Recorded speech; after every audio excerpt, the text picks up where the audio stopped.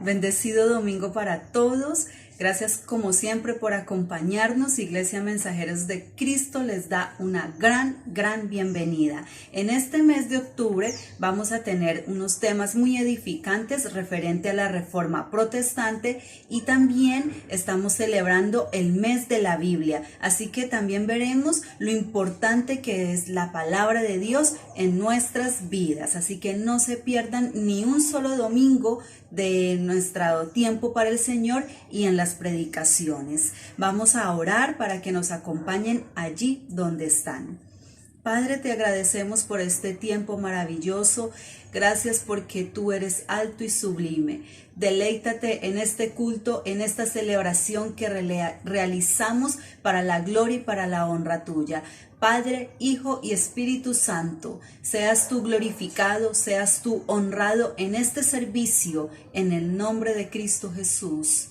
Amén. Y con esta oración también damos paso a la alabanza para que nos deleitemos en adoración, sigamos en ese tiempo con el Señor a cargo de nuestro hermano Julio Sirtori. Un saludo muy especial a la Casa Mensajero de Cristo. En el día de hoy me han pedido colaborar con una alabanza, canción de alabanza para la Casa Mensajero de Cristo, pero especialmente para Dios. Especial saludo para todos. Quien rompe el poder del pecado, su amor es fuerte y poderoso, el Rey de gloria, el Rey de majestad.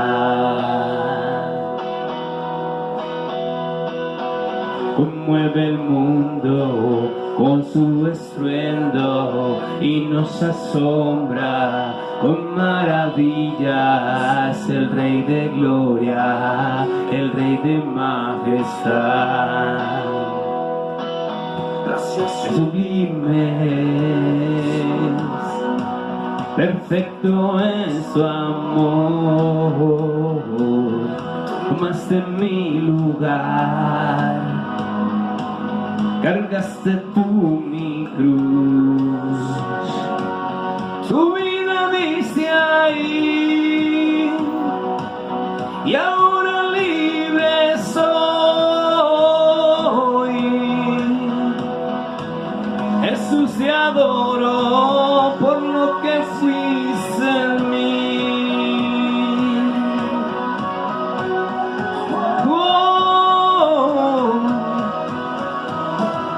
Pusiste en orden todo el caos, nos adoraste como tus hijos, el Rey de gloria, el Rey de majestad. Oh, el que gobierna con su justicia y resplandece con su belleza, el Rey de gloria, el Rey de majestad. Sublimes, perfecto es su amor, tomaste mi lugar, cargaste tú mi cruz, tu vida diste ahí, y ahora libre soy. Jesús, te adoro por lo que hiciste en mí. ¿Cuánto le damos las gracias al Señor por lo que Él ha hecho con nosotros?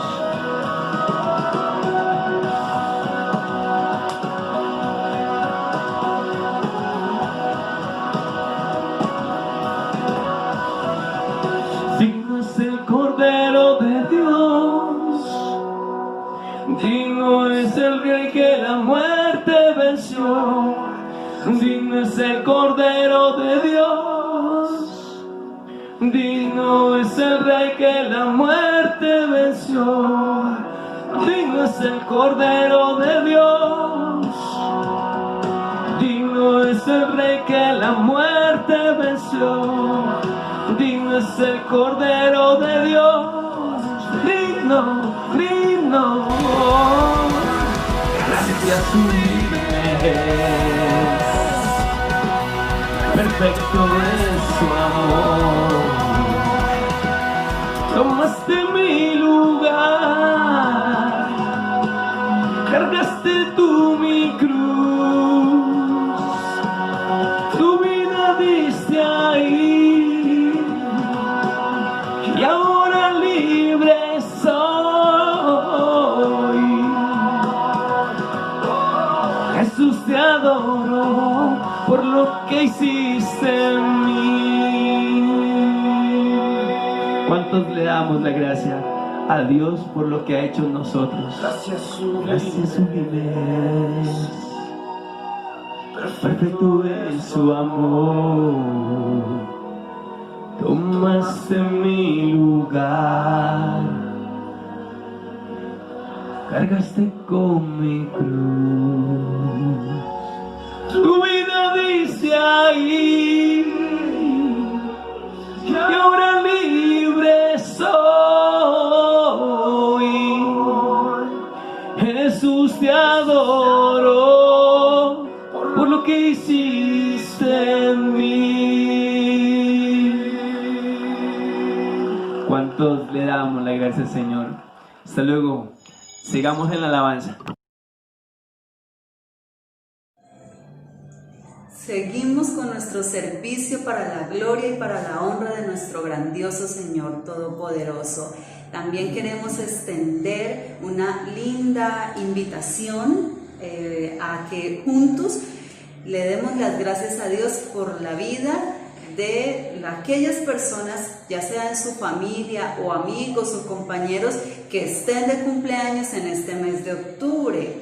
También que se hayan graduado o que estén celebrando aniversario de bodas, su nacimiento en Cristo también, que es tan importante. Y asimismo felicitamos nuevamente a la docente, a la profe Ángela Tovar, hermana y colaboradora en Cristo aquí en nuestra iglesia, Mensajeros de Cristo. Qué bendición, Angelita. Que el Señor les siga bendiciendo con todas aquellas grandes promesas y proyectos que Él tiene para su vida, y sus propósitos eternos se cumplan perfectamente en su vida. Angelita, Dios le dé salud y le prospere en todo, conforme a su tiempo y conforme a su voluntad. Nos alegra mucho que el Señor nos dé la oportunidad de celebrar un año más de vida que le da Angelita. Felicitaciones, y también a todos aquellos que han cumplido en este mes, que cumplirán en este mes, y a sus familias. Dios les bendiga y Dios les siga ayudando. Y ahora vamos a orar para que el Señor nos ministre a través de su palabra, a través de aquí de su siervo, nuestro pastor, mi esposo, para que el Señor nos dirija con su palabra. Oremos. Señor, te agradecemos por este tiempo tan maravilloso. Vamos a poder tener ese privilegio de escuchar tu palabra, y no solo escucharla, sino poder entenderla gracias a la obra de tu Espíritu Santo. Gracias por tu siervo, por mi esposo, Señor, que tú le bendices y le llenas de sabiduría para proclamar tu palabra. Gracias por el mensaje que traes a través de él el día de hoy, Señor. Muchas gracias, Espíritu Santo. Haznos receptivos y que tu palabra quede, ministre, toque, penetre lo más profundo de nuestros corazones, de nuestras vidas, para que podamos ser hacedores de tu palabra. En el nombre de Jesús, amén. Bueno, viene la palabra, pero se nos olvidaba algo. Creo que es muy importante no dejarlo. Ese ágape que siempre tiene que haber entre nosotros. Ese abrazo fraternal, y vamos a dárnoslo. Dale un abrazo fraternal a quien tienes allá. ¿Quién tienes allá? Y si estás solo, dale un abrazo a Jesús. Dios les bendiga. Shalom. Una bendecida día para ti, para nosotros, para la iglesia en Cristo, en donde quiera que se halle. Y ahora sí, vamos a leer la lectura de la palabra. Nehemías, capítulo 13, versículos del 1 hasta el 14. Nehemías en el Antiguo Testamento, capítulo 13, versículos del 1 al 14. Acompáñanos en esta lectura de la palabra. Aquel día se leyó en el libro de Moisés, oyéndolo el pueblo, y fue hallado escrito en él que los amonitas y moabitas no debían entrar jamás en la congregación de Dios.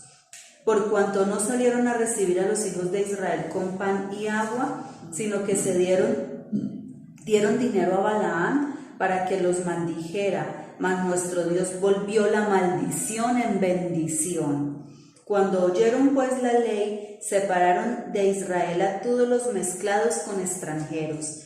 Y antes de esto el sacerdote Eliasib, siendo jefe de la cámara de la casa de nuestro Dios, había emparentado con Tobías.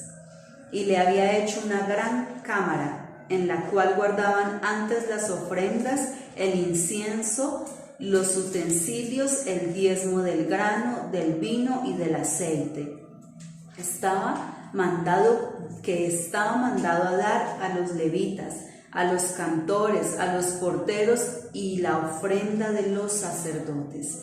Mas todo esto ya no estaba en Jerusalén, porque en el año 32 de Artajerjes, rey de Babilonia, fui al rey, y al cabo de algunos días pedí permiso al rey para volver a Jerusalén, y entonces supe del mal que había hecho Eliasib por consideración a Tobías, haciendo para él una cámara en los atrios de la casa de Dios. Y me dolió en gran manera, y arrojé todos los muebles de la casa de Tobías fuera de la cámara, y dije que limpiasen las cámaras, e hice volver allí los utensilios de la casa de Dios, las ofrendas y el incienso. Encontré asimismo que las porciones para los levitas no les habían sido dadas, y que los levitas y cantores que hacían el servicio habían huido cada uno a su heredad. Entonces reprendí a los oficiales y dije: ¿por qué está la casa de Dios abandonada? Y los reuní, los puse en sus puestos. Y todo Judá trajo el diezmo del grano, del vino y del aceite a los almacenes. Y puse por mayordomos de ellos al sacerdote Selemías y al escriba Sadoc, y de los levitas a Pedaías, al servicio de ellos a Anán, hijo de Zacur, hijo de Matanías, porque eran tenidos por fieles, y ellos tenían que repartir a sus hermanos.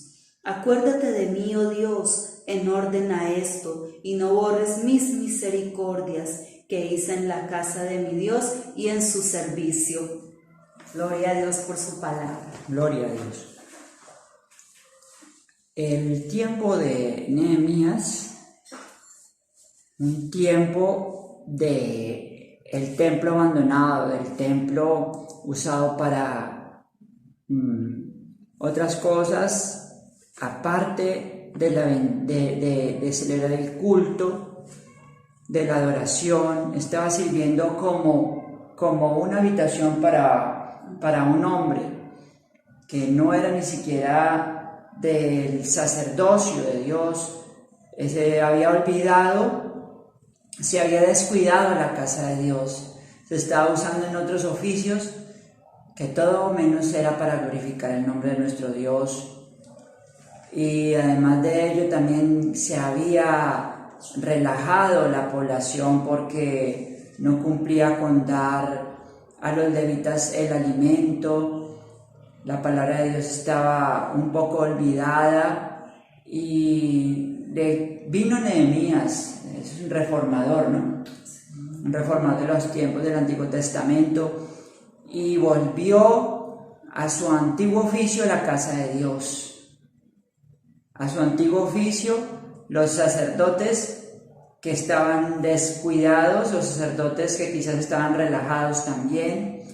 Acordémonos de esa reforma de Nehemías, en el libro de Nehemías, y también grandes reformadores como Josías, un rey que volvió a la ley de Dios, volvió a celebrar la Pascua, aquello que estaba dictaminado por la ley de Dios, que los israelitas deberían cada año con júbilo hacer fiesta para Dios.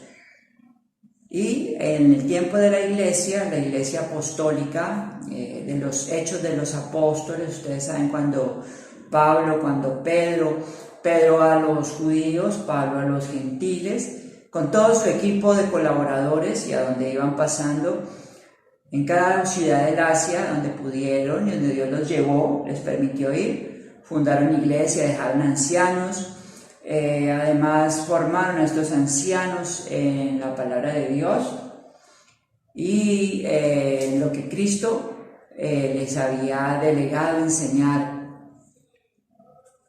Más adelante, después de los apóstoles, la iglesia ya tipo siglo II, siglo III, empezó a jerarquizarse y la iglesia empezó a volverse más griega, a adoptar costumbres que estaban fuera del Nuevo Testamento, de las enseñanzas de Jesús, de la Biblia. Empezaron a adoptar costumbres paganas, empezaron a crearse dogmas, ritos y aún hasta, como les dijera yo, costumbres que no pertenecían a lo que el Señor Jesús nos dejó.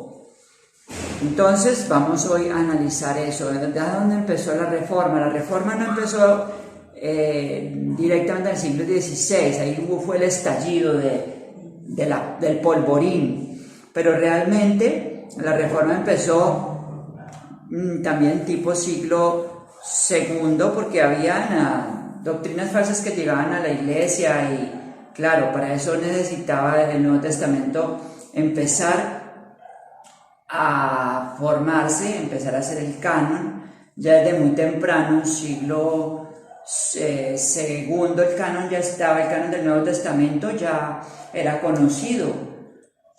Primeramente las iglesias tenían quizás la carta a los Gálatas, y esa carta a los Gálatas era repartida en las diferentes iglesias, después la carta a los Efesios era repartida en las diferentes iglesias y así. Pero ya más o menos en el siglo II se vino a conocer todas las cartas autorizadas por las iglesias.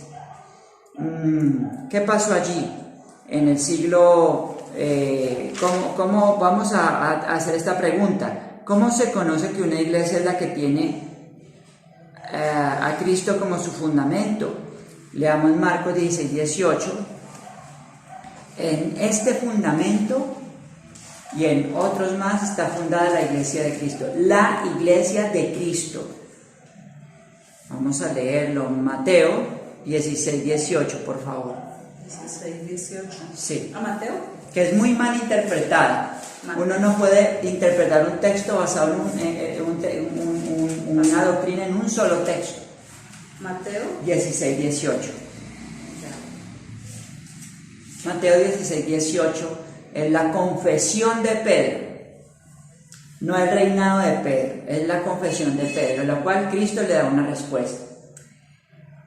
Y yo también te digo que tú eres Pedro, y sobre esta roca edificaré mi iglesia, y las puertas del Hades no prevalecerán contra ella. Leamos el 16, por favor. El 16-17. Respondió Simón Pedro y dijo: tú eres el Cristo, el Hijo del Dios viviente. Entonces le respondió Jesús: bienaventurado eres Simón, hijo de Jonás, porque no te lo reveló carne ni sangre, sino mi Padre que está en los cielos.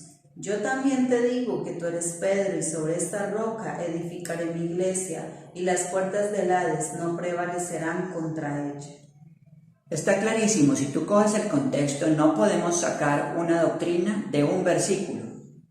Y Jesús les estaba preguntando desde antes, en ese mismo capítulo 16, ¿quién decía a la gente que era él? Los discípulos comentaban lo que... Pero Pedro, guiado por el Espíritu Santo, pues no te lo reveló carne ni sangre, sino mi Padre que está en los cielos, te dio a que pudieras ver quién soy yo.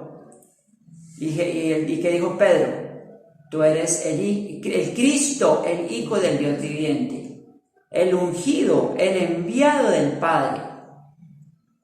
¿Sí? Dijo: muy bien, esto no te lo ha revelado carne ni sangre. Y por eso te digo, Pedro, Pedro es piedra, pero sobre esta roca, una cosa es la piedra, una piedra puede ser un guijarro, y sobre esta roca, la roca es un peñón grande, un peñasco grande, diferente a piedra. Sobre esta roca, sobre este peñasco, sobre esta roca, edificaré mi iglesia. ¿Sobre qué? Sobre la confesión de Pedro, no sobre Pedro. Además, como digo, no puede uno fundar una doctrina sobre un versículo. La Biblia se interpreta a sí misma. No hay necesidad de que no la interprete en ninguna iglesia. Se interpreta ella misma. Y usted lo puede ver porque siempre que se refiere a roca, se refiere a la divinidad o a Jesucristo. Busquemos más adelante Lucas 6:48 para afirmar esto. Es la parábola de los dos cimientos. ¿Ustedes se acuerdan la parábola de la casa fundada sobre la roca? Lucas 6, solo el versículo 48. Semejante es al hombre que al edificar una casa cavó y ahondó y puso el fundamento sobre la roca, y cuando vino una inundación el río dio con ímpetu contra aquella casa, pero no la pudo mover porque estaba fundada sobre la roca. Sobre la roca. Amén. Nuestra fe no está fundada sobre un hombre, está fundada sobre la roca que es Dios. Y la roca eterna envió a la roca encarnada que es Jesús para ser el fundamento del cristiano. Por eso, si está tu vida sobre la roca que es Cristo, estará firme y segura. También podemos comprobarlo busquemos por favor, Magalita, Salmo 18:2. Salmo 18:2. Desde el Antiguo hasta el Nuevo Testamento, la roca nos habla de la divinidad, no de ningún hombre. De eso no se puede malinterpretar. El fundamento no está sobre ningún hombre, sino sobre Jesús. Salmo 18:2. Jehová, roca mía y castillo mío, mi libertador, mi Dios mío, fortaleza mía, en él confiaré, mi escudo y la fuerza de mi salvación, mi alto refugio. Jehová, roca mía, otra vez se refiere a la divinidad. Y terminemos con Primera de Pedro 2:4. También nos habla sobre esa roca que fue desechada por los edificadores, o sea, aquellos que eran los judíos, y sobre esa roca iban a fundar y la desecharon. Primera de Pedro 2. No, Primera de Pedro capítulo 2, capítulo 2, versículo 4. Versículo 4. Acordándoos a él, piedra viva. Acercándoos a él, piedra viva. Acercándoos a él, piedra viva, desechada ciertamente por los hombres, mas para Dios escogida y preciosa. Otra vez confirma, acercándoos a él, no a Pedro. Pedro mismo no se está diciendo acercándose a mí, y lo dice Pedro, el apóstol Pedro, acercándoos a él, no a mí. Piedra viva. Qué hermoso texto. Amén. Desechada ciertamente por los hombres, pero para Dios preciosa. Y para ti que has creído en Cristo también, preciosa roca de salvación. Sobre ese fundamento tiene que estar una iglesia cristiana verdadera, que tenga el fundamento de los apóstoles, tenga el fundamento de la Escritura. Entonces, ¿qué tiene? ¿Cómo se conoce que una iglesia es la que tiene a Cristo como su fundamento? La que confiesa que Cristo es la roca sobre la cual está nuestra vida. ¿Sí? Amén. ¿Qué es la iglesia de los principios? Respuesta. La iglesia de los principios, o sea, la iglesia original, es aquella que, comparando sus enseñanzas y prácticas, siguen el patrón del Nuevo Testamento como se lee en las Escrituras. No es una iglesia que va a su doctrina, a su lado, doctrina de hombres, y al otro lado deja la Escritura. Porque si es una doctrina que está aparte de la Escritura o tiene otros escritos aparte de la Escritura, ya está en la mentira. Solo la Escritura es la base de la iglesia de Cristo. Entonces es aquella que, compara sus enseñanzas y prácticas, siguen el patrón del Nuevo Testamento. si no hacen cosas que estén en el Nuevo Testamento, si no siguen el patrón del Nuevo Testamento para su doctrina, están erradas, se alejaron de la verdad. Leamos Hechos 20:32.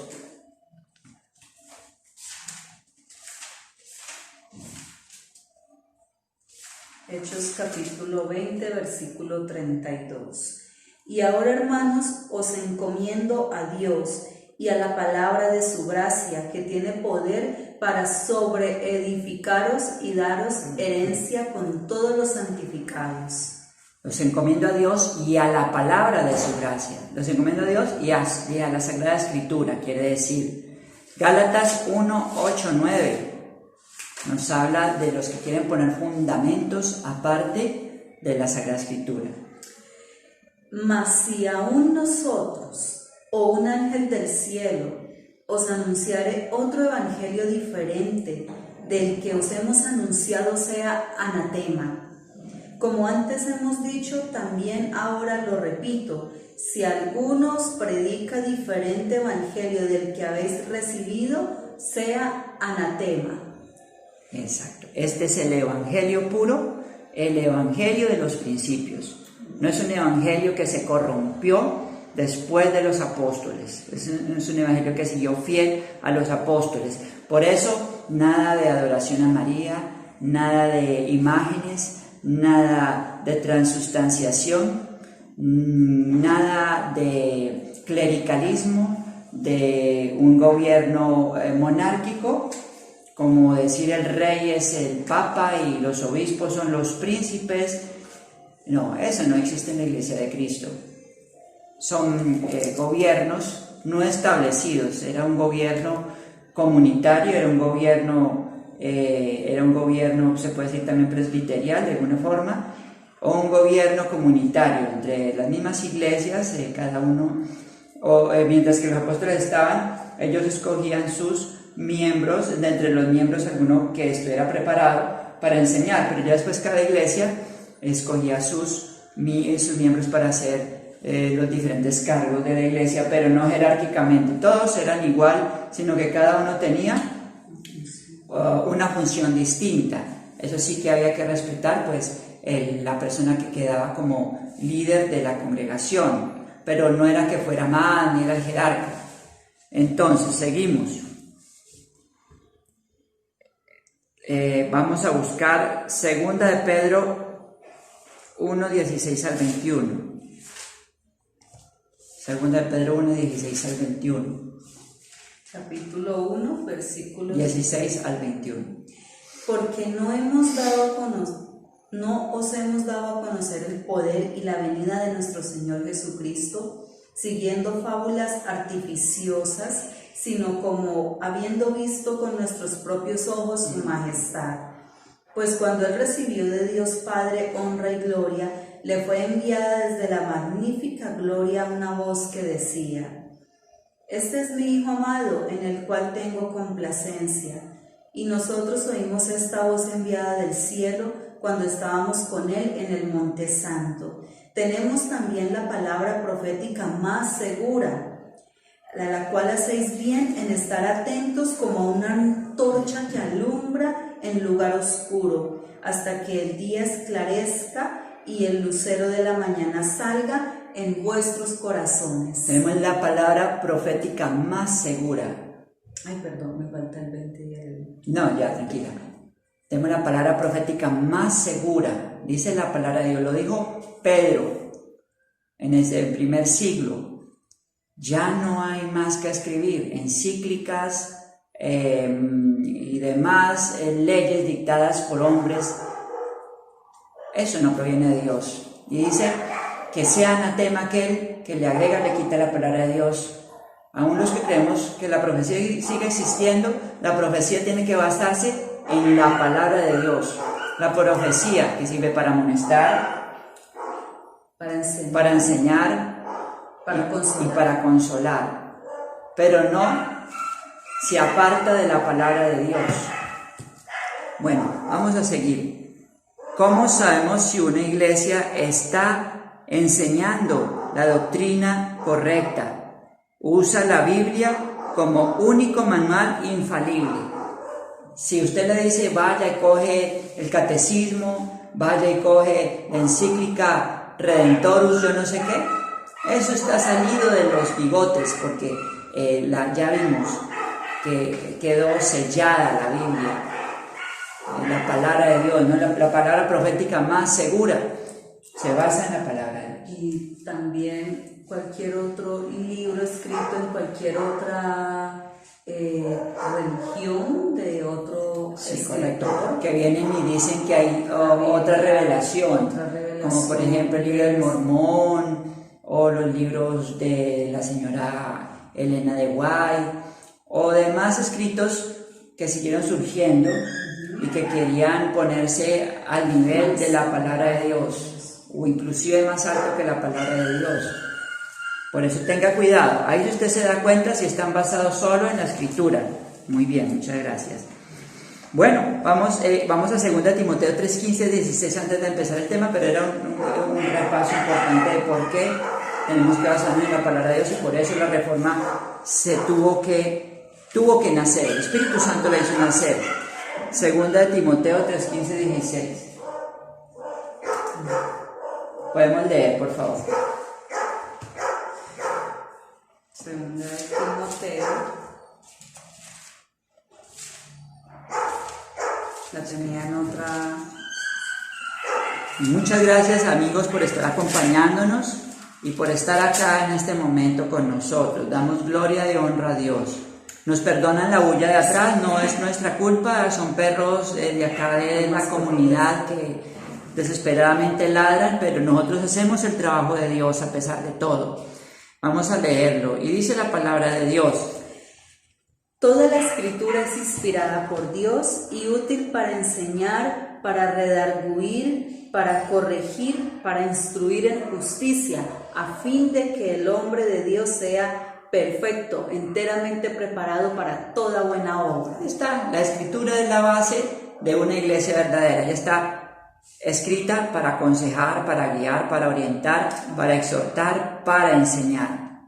Bueno, muy bien. Vamos a ver algunos comienzos de aquellas reformas que se fueron presentando, no herejías, pero sí comienzos de algunos hombres que se levantaron en contra del dominio jerárquico, en contra de dogmas y feticherías y supersticiones que iba metiéndose a la iglesia, idolatrías y demás presupuestos humanos que se metían como doctrina.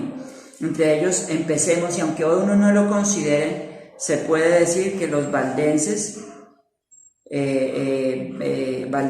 empezaron como en 1100 y pico a compartir este mensaje, pero anterior a ellos también de alguna manera el movimiento montanista de alguna manera quiso mantener la pureza apostólica y también el entusiasmo evangelizador y carismático del primer siglo. Ellos querían guardar ese Pentecostés de Hechos 2, porque la iglesia se había pegado un formalismo muy grande y se había olvidado que el Espíritu Santo sigue en movimiento. La palabra está escrita, pero no quiere decir eso que se acabaron la profecía, que se acabó el don de lenguas, que se acabó las sanidades, que se acabó el don de discernimiento de espíritus, y la iglesia estaba formalizando de una manera tal que estaba volviéndose muerta de alguna manera. Entonces los montanistas querían volver a ese espíritu de Pentecostés. Ellos conservaron la ortodoxia cristiana porque ellos creían en las escrituras. Ellos creían en el Evangelio, ellos creían en Jesucristo como su Señor y Salvador, creían en que Él había dicho, les voy a preparar mansión, pero estén preparados porque yo vuelvo, no se queden mirando al cielo porque yo vuelvo. Ellos creían en el advenimiento de Cristo, pero también reforzaban con, de alguna manera, el pentecostalismo, no el pentecostalismo unitario ni nada de eso, ni el pentecostalismo desordenado, pero sí el pentecostalismo de creer que la gracia de Dios, el movimiento de Dios seguía fluyendo por los dones del Espíritu Santo. ¿Que se fue desviando un poco? Sí, pero digamos que fue como la primera que se prendió la llama de la reforma, porque él también iba en contra del movimiento clericalista que estaba empezando a darse.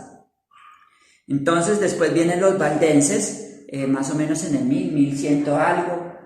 Dice, Pedro Baldo era su fundador, era un prerreformador, comerciante, era muy rico este Pedro Baldo, muy conocido, era un hombre como francés, les llamaban los pobres de León, pero el primero fue muy rico.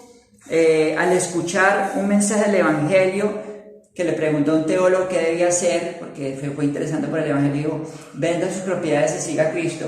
Y el hombre pues lo tomó muy literalmente, y sí, vendió sus propiedades. ¿Cómo las repartió? Una parte de la propiedad la dio a los pobres, otra la dio para que fueran traducidas de la Biblia del lenguaje latín, que era el lenguaje popular. No era el lenguaje popular, era el lenguaje eclesiástico y no lo podía entender la gente común.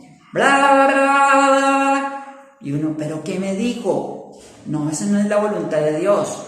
Dijo Baldo, la escritura tiene que ser conocida en el lenguaje vernáculo, en el lenguaje popular de cada pueblo. Entonces dio una plata para que también fuera traducida al lenguaje romance. Y también otra parte a su esposa, porque pues dejó a su esposa para servir a Cristo. Es muy importante, como les decía, que el Pedro Baldo, con las escrituras traducidas, empezó a enviar mensajeros de pueblo en pueblo, tocaban la puerta para que leyeran la escritura. Pues la gente común no sabía latín, era muy poco, solamente el sacerdocio y quizás la gente de alto rango que se preparaban para ello. Entonces se manda de puerta a puerta estos, se puede decir, colportores, para que fueran hablando de la palabra, pero lo hacían encubiertamente, no me presentaban, yo soy un evangelista, porque la iglesia católica inmediatamente decía que era un hereje y los tildaba de brujos. Oiga, esto sí es mucha insolencia, tratar los que predican la palabra de Dios de brujos, y a los brujos seguramente sí los dejaba en libertad. Pero entonces mire, que ellos ¿qué hacían? Se vestían como comerciantes, como mercaderes, iban y llevaban joyas, paños, telas y algunos otros objetos de venta común, tocaban en la casa, buenas, estoy viendo otra cosa, y no tiene otra cosa que venda aparte de eso, no tiene algo más fino o otras clases de joyas. Sí, le tengo una joya muy especial, unas joyas más especiales que estas, unas joyas que brillan en cualquier sitio. Y la gente se preguntaba, bueno, ¿y cuáles son esas joyas? Y adentro le decían, pero no me va a delatar, ¿no? Si se queda callado le digo cuál es la joya verdadera. Y le daban una porción de la Sagrada Escritura. Y esta gente quedaba con la luz del Evangelio. Amén. Les alumbraba la mente, conocían a Jesús, a Dios, al Dios de la Biblia, que venía a traer libertad. Eso me parece también esa historia de Baldo. Entonces, esto era muy importante. Baldo también critica la jerarquía y dio importancia al servicio de todos los creyentes en el cuerpo de Cristo, porque la jerarquía en la iglesia común solamente es el que oficia, es el único que tiene derecho a hablar, a guiar, a enseñar, a pastorear, a cuidar y hacer las diferentes funciones. No, Baldo dijo, cada creyente debe tener una función en la iglesia de Cristo. O sea, la iglesia de Cristo no puede quedar en manos de unos pocos. Y aunque sí debe haber un líder que guíe a la iglesia, pero ese líder no hace todo, no es el todero. Cada uno, como dijo Pablo en Romanos y en Corintios, tiene un don con que servir a Dios. Unos dan un consejo, otros ayudan a enseñar la palabra, otros predican, otros van y llevan la palabra a otras naciones. No puede ser solo un sacerdote, cada uno tiene una función. Pedro Baldo se opuso a eso. Y también dijo que los hizo conscientes a la gente de su fe y su dignidad. Qué importante, ¿no? Fue considerado hereje por el Papa de ese tiempo, pero, ojo, le falló a este señor su acabar la iglesia valdense. La iglesia valdense, como en la época de los Hechos, me gustó mucho también. En la época de los Hechos, usted busca Hechos 6, se empezaron a esparcir, porque estaban solamente en la región de Lyon, de Francia, y esto, ¿qué fue lo que hizo este señor? Lo que hizo fue esparcir el evangelio, más cuando empezó a perseguir a Balbo y sus seguidores, y esparció por casi toda Europa, y hasta el día de hoy la iglesia valdense sigue viva. La iglesia valdense sigue viva. Un saludo para los hermanos de la iglesia valdense también. Bueno, sigamos. Fueron condenados por el Papa, ya dijimos. Otro reformador, John Wycliffe, teólogo de la Universidad de Oxford, no era de cualquier universidad, la Universidad de Oxford, que ha sido famosa ayer, hoy y hasta que venga el Señor Jesucristo. No era un filipichín, era un teólogo experto, versado en el griego, en el hebreo, en el latín, un académico. No fue cualquier mico de los palotes. Los que escudriñaron la Biblia y la tradujeron. Por eso se dieron cuenta del error en que los tenía la iglesia tradicional. Ese cuentico de que hay un cuentico falso que dice católico ignorante, futuro protestante. Al contrario, una persona que se prepara en la palabra de Dios se vuelve de verdad Cristo, se vuelve solo a la única y segura palabra de Dios. Y el que sigue ignorante es el que sigue en esa doctrina. El que sigue ignorante es el que no quiere zafarse de esa doctrina. Por eso lo invito a usted. Hoy es el día de salvación. La palabra es el único fundamento para usted. Entonces, sigamos. John Wycliffe le decían la estrella de la mañana, porque vino a traer luz en medio de ese oscurantismo de la iglesia de ese tiempo, de la Edad Media, la estrella de la mañana. También él fundó un grupo que los educó, les enseñó la palabra, los formó así como Jesús mandaba a sus discípulos, los mandó por los diferentes pueblos a decirle a la gente a que cayera en cuenta del error en que estaba, de la falsa creencia en que andaban, y les invitó a que leyeran la palabra, les leían la palabra de Dios para que vieran el error en que estaban. Estos Lolardos eran evangelizadores, muy bonita labor. También fueron perseguidos, le cuento, estos Lolardos, que era el grupo de predicadores que tenía Wycliffe. Eran predicadores itinerantes. ¿Qué atacó Wycliffe? Las indulgencias, querer comprar el perdón, cuando la palabra de Dios dice que la palabra de Dios, se va a mirar en el Antiguo Testamento, dice que nadie, ni el más rico, puede comprar la salvación de su hermano. ¿Cómo se atreven a decir que la salvación se compra por plata o por oro? Y que le firmo acá que no va a pasar por las llamas del infierno. Y aún si después, antes de morir, sigue pecando, va a tener perdón.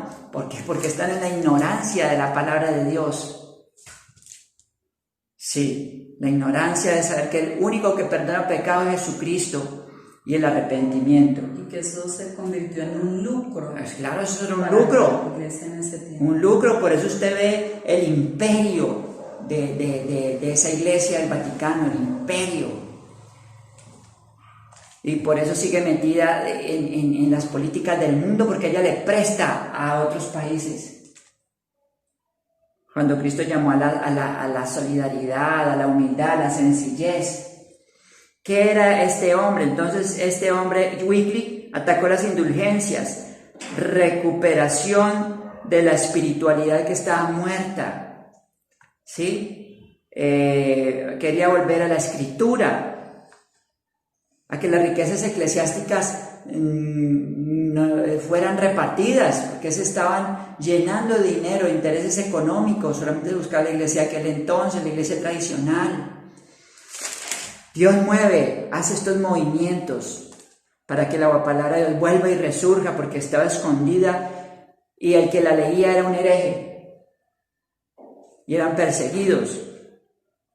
Los husitas, vino después de Wycliffe, Jan Hus, un bohemio, un checo, un hombre muy valiente, que también tomó postulados de Wycliffe y dijo, la salvación es por fe, es por la gracia, es un regalo de Dios, es cuando el hombre se arrepiente de sus pecados y confiesa que Cristo es el único salvador de su vida. Y fue perseguido, y fue engañado, le dijo que no se le iba a atacar, no se le iba a encarcelar, no se le iba a dar un juicio justo, no se le iba a dar un juicio justo, y al contrario, lo encarcelaron a los 28 días al papayo, fue quemado. fue quemado Hus. Predica en Bohemia, o sea, en la República Checa. Tampoco era cualquiera, era un teólogo de la Universidad de Praga. Por eso le digo, estos teólogos no eran cualquier mico de los palotes. Era profesor y rector de la Universidad de Praga. Predicó en una capilla que se llamaba Belén, pero en su pueblo de Praga. En lenguaje del pueblo, lenguaje vernáculo, que todos lo pudieran entender. Qué bonito. Porque quería que la gente se instruyera. Pero ¿cómo hacía uno leyendo un lenguaje en un latín que nadie conocía? Eso se podía acomodar a la manera que ellos quisieran, lo que ellos quisieran enseñar. Entonces, por eso fue el lenguaje de cada uno. Él resaltaba la autoridad de las Escrituras. Se opuso a muchos abusos de la Iglesia Católica, como la simonía. La simonía es vender los cargos eclesiásticos. Entonces había gente que ni siquiera tenía preparación, era ignorante en cualquier doctrina bíblica y ignorante en las cosas de Dios, y solamente por tener plata, yo quiero comprar el cargo de obispo, yo quiero comprar el cargo de arzobispo, y hasta yo quiero comprar el cargo de papa. Se llama vender cargos eclesiásticos por dinero, pero no por instrucción ni por llamado de Dios. Esto es un pecado gravísimo que hizo esta iglesia en aquel entonces. Entonces atacó la simonía. También, ¿qué les dije? Les había las peregrinaciones donde iban a adorar fetiches o iban a adorar las famosas ¿Procesiones? Las procesiones, sí, pero eso tiene un nombre. Iban a adorar las calaveras de los santos, iban a adorar supuestamente que la cruz de Cristo, iban a adorar que hasta las lágrimas de María. Imagínense eso, hombre. ¿Hasta dónde puede llegar el alejamiento de la palabra de Dios, dándole culto a lo creado y no al creador? Entonces, por eso usted está discerniendo allí, hombre, yo tengo que seguir en la palabra de Dios, ¿sí? Lo que le llaman reliquias, le llaman a eso, perdón. Resaltaba la autoridad de las Escrituras, muy importante.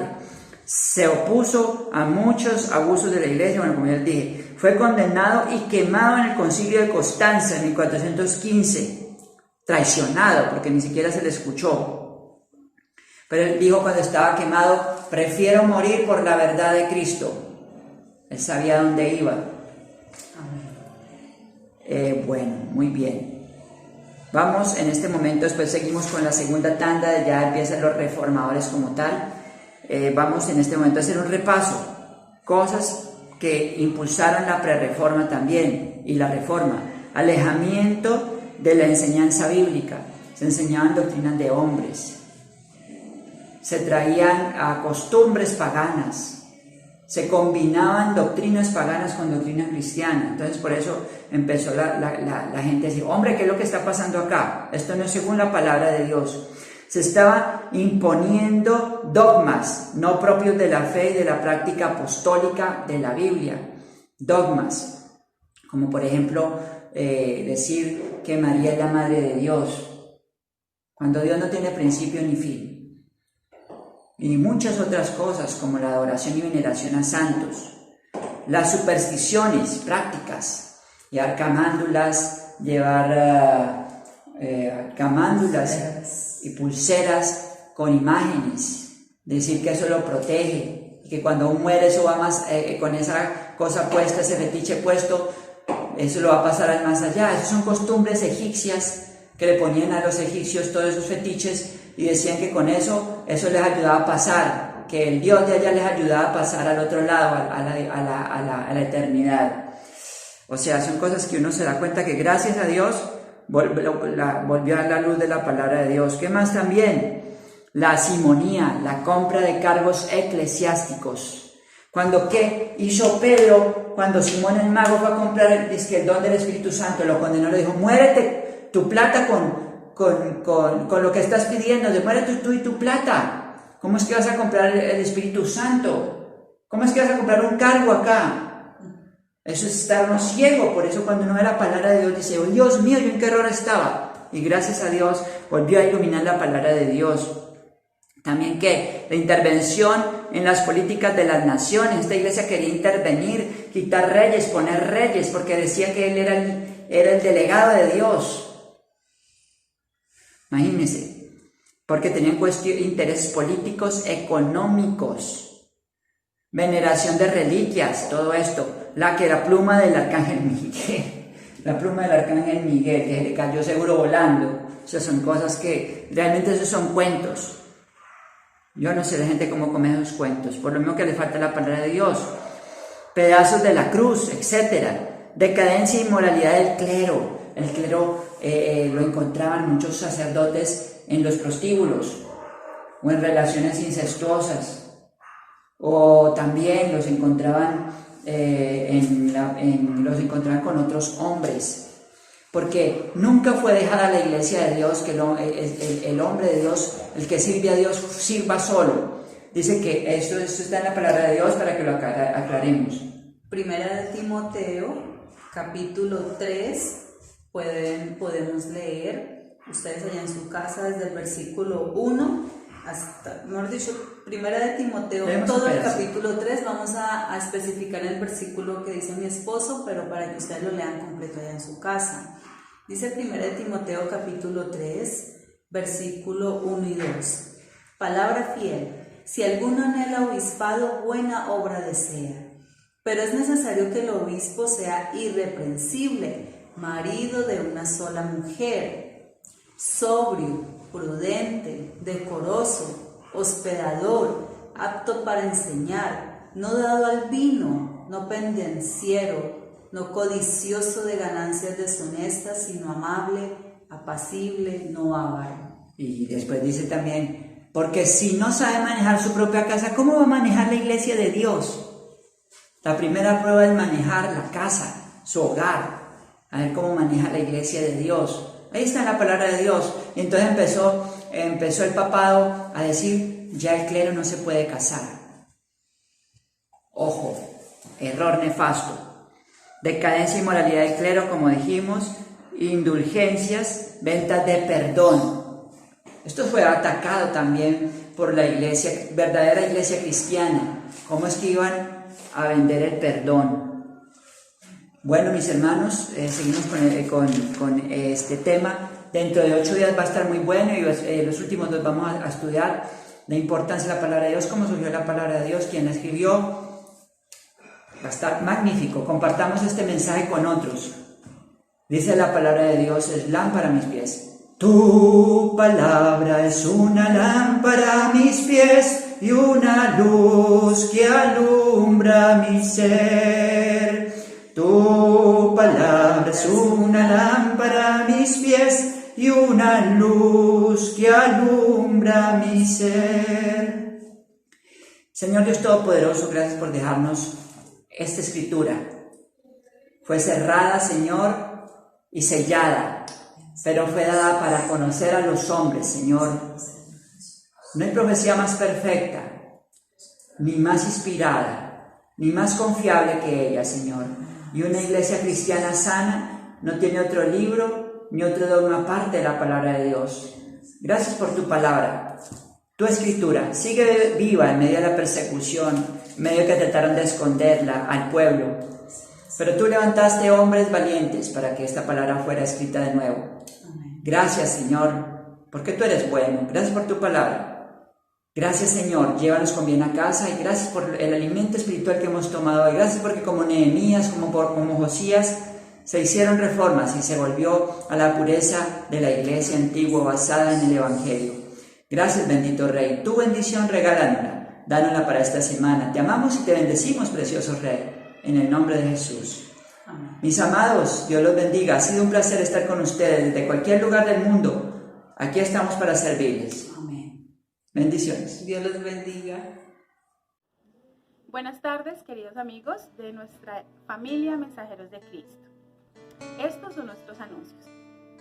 Tenemos las CMC, Casas Mensajeras de Cristo, las cuales se realizan los días martes y los días sábados. Si están interesados, pueden llamar o escribir a los siguientes números. O si desean abrir las puertas de sus hogares para las CMC, también nos pueden escribir o llamar.